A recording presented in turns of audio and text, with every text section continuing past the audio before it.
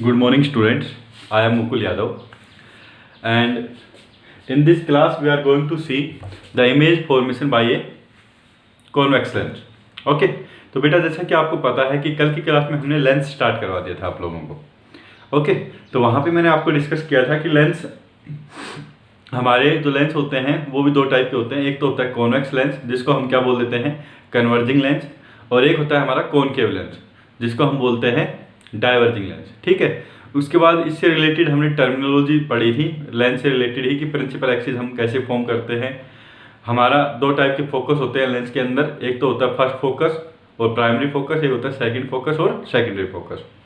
Okay, और जितनी भी डिस्टेंस हम जो मेजर करते हैं लेंस के अंदर वो हम करते हैं किस पॉइंट से, ऑप्टिकल पॉइंट से। ठीक है, ऑप्टिकल पॉइंट नहीं, ऑप्टिकल सेंटर से हम जितनी भी डिस्टेंस है वो मेजर करते हैं लेंस के अंदर। तो ये चीज़ें हमने डिस्कस कर ली थी कल की क्लास में। उसके बाद हमने देखा था कि रे ट्रेसिंग कैसे करते हैं, कि कोई भी अगर लाइट रे है वो पैरेलल है प्रिंसिपल एक्सिस के, तो आपको पता है कि वो पास होती है कन्वेक्स लेंस में, वो पास होगी प्रिंसिपल सेकंड फोकस से। लेकिन जो डाइवर्जिंग लेंस है जो कि कॉनकेव लेंस है, वहाँ से वो जो अगर कोई भी लाइट रे है जो पैरेलल है प्रिंसिपल एक्सिस की वो डाइवर्ज हो जाएगी, और डाइवर्ज होने के बाद ऐसा हमको लगेगा that it is coming from the first focus F1। Okay, उसके बाद हमने डिस्कस किया था कि if any light ray is there and which is passing through the optical centre O, तो वो ऑप्टिकल सेंटर से अनडेविएटेड बाहर निकल जाती है। ठीक है, तो there will be no deviation if a light ray is passing through the optical centre. उसके बाद हमने डिस्कस किया था कि if a light ray is suppose that is passing through the first focus, अगर फर्स्ट फोकस से pass out हो रही है तो in case of convex lens जो लाइट रे है वो पैरेलल हो जाएगी प्रिंसिपल एक्सिस के। Okay, and in case of diverging lens, अगर हमारा जो diverging lens means concave lens, अगर if some light ray is directly going to the second focus, then after reflection from the concave lens it will become parallel to the principal axis। तो ये चीज़ें हमने कल की class के अंदर discuss कर दी थी। आज की क्लास के अंदर हम देखेंगे कि इमेज फॉर्म कैसे होती है due to the convex lens as well as concave lens. Okay, तो बेटा टाइम सेव करने के लिए मैंने ऑलरेडी आपके डायग्राम बना के रखे हुए हैं ताकि हमको ज़्यादा टाइम ना लगे इस टॉपिक को कवर करने के लिए। ओके, तो इसके अंदर सिमिलरली वही केस डिस्कस करने वाले हैं जो हम ऑलरेडी स्पेरिकल मिरर्स के अंदर डिस्कस कर चुके हैं। तो आपको पता था कि इन स्पेरिकल मिरर हम क्या रखते थे कि when your object is at infinity तो इमेज कहाँ पे फॉर्म होगी।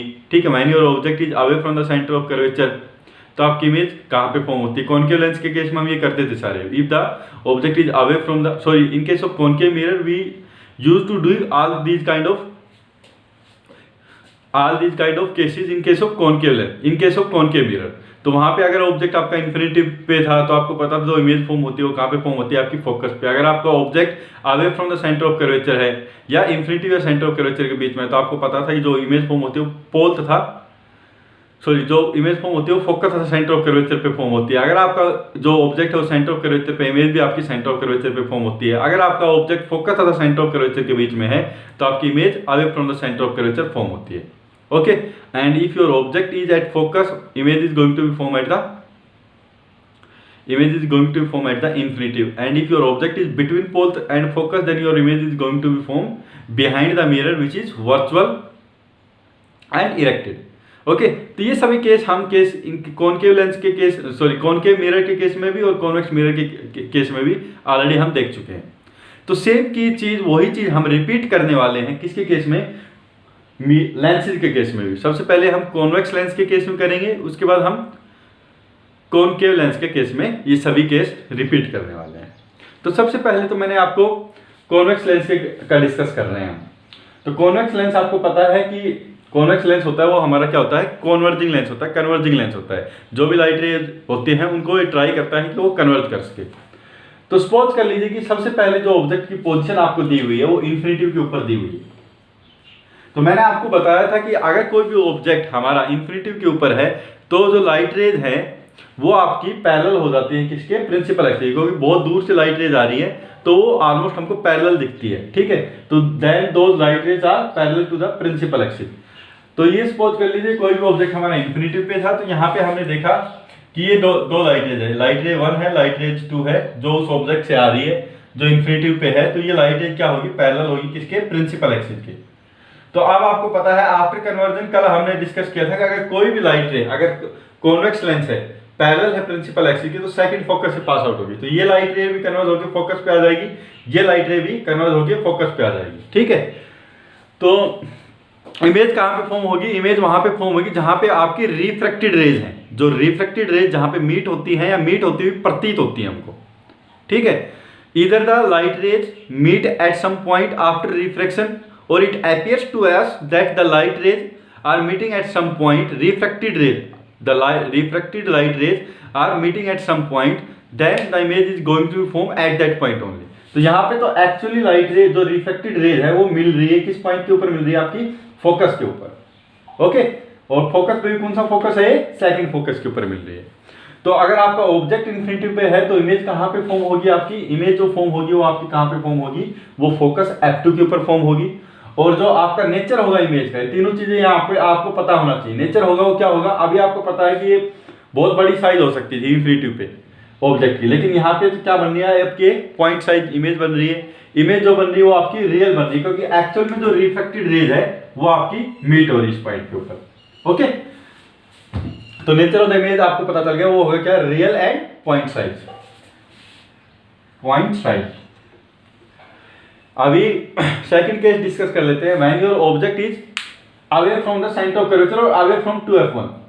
ठीक है, तो ये पॉइंट हमारा सेंटर ऑफ कर्वेचर मान लीजिए, या फिर इसको डबल मान लीजिए फोकस का। तो 2f1 से अवे है, दूर है। तो अगर आपका ऑब्जेक्ट अगर 2f1 से दूर है तो यहाँ पे जैसे आपका मैंने ऑब्जेक्ट लिख दिया AB, जो अवे है किससे? 2f1 से। तो आपको करना क्या है? दो लाइट रेज, कोई भी आप दो लाइट रेज ले लीजिए इसमें से, और जहां पे दो लाइट रेज आपस में रिफ्लेक्शन के बाद मिलेगी वहीं पे आपका क्या फॉर्म होगा? इमेज फॉर्म होगी। तो सपोज कर लीजिए कि जो फर्स्ट लाइट रेज है वो पैरेलल है प्रिंसिपल एक्सिस के। अब अगर ये लाइट रेज यहां से आई, ये पैरेलल है प्रिंसिपल एक्सिस की, तो आपको पता है आफ्टर रिफ्लेक्शन क्या होगा? ये फोकस से पास आउट होगी आपकी, तो ये लाइट रे हमारी फोकस से पास आउट होगी। ठीक है, ये फर्स्ट लाइट रे मान ली मैंने, आफ्टर रिफ्रैक्शन फोकस से पास आउट हुई। सेकंड लाइट रे मैंने अज्यूम कर लिया कि जो सेकंड जो लाइट रे है वो यहां से आई और डायरेक्टली जो ऑप्टिकल सेंटर होता है हमारा वो वहां से पास आउट हो गई। अगर ऑप्टिकल सेंटर से आपके पास आउट हो रही तो आपको पता है कि लाइट रे सीधी चली जाएगी विदाउट एनी डेविएशन। तो ये सीधी की सीधी लाइट रे यहां से आई, ऑप्टिकल सेंटर से पास आउट हुई। ठीक है, तो ये हमारी सेकंड रे है। तो जहां पे फर्स्ट रे और सेकंड रे आपस में रिफ्लेक्शन के बाद मिलेगी वहीं पे क्या होगी? आपकी इमेज फॉर्म होगी। तो ये कहीं यहाँ पे मिल गई इस पॉइंट के ऊपर। ठीक है, तो जहां पे मिली वहीं पे हमारी क्या होगी? इमेज फॉर्म हो गई।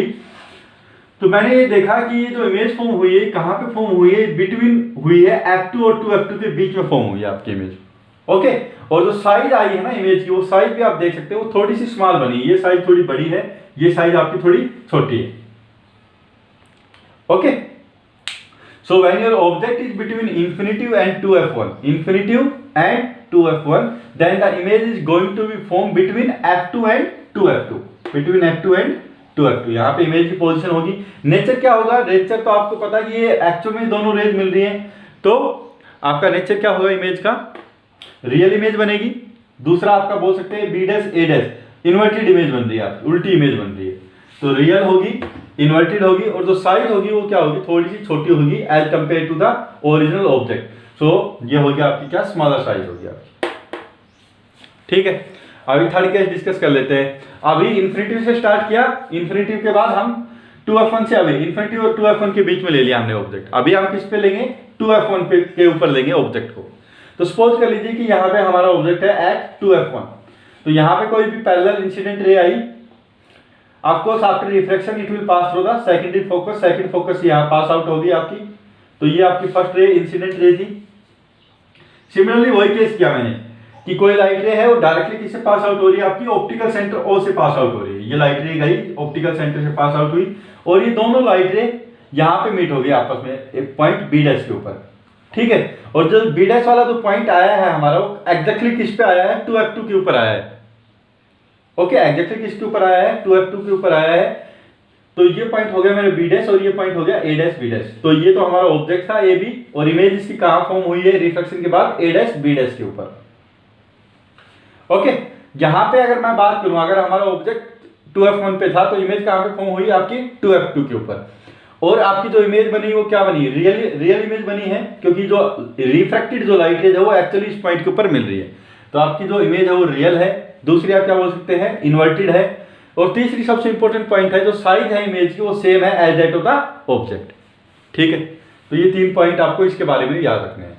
अभी नेक्स्ट केस आपको खुद बता सकते हैं कि जो नेक्स्ट केस रहेगा वो हमारा क्या रहेगा, when the object is between f1 and 2f1।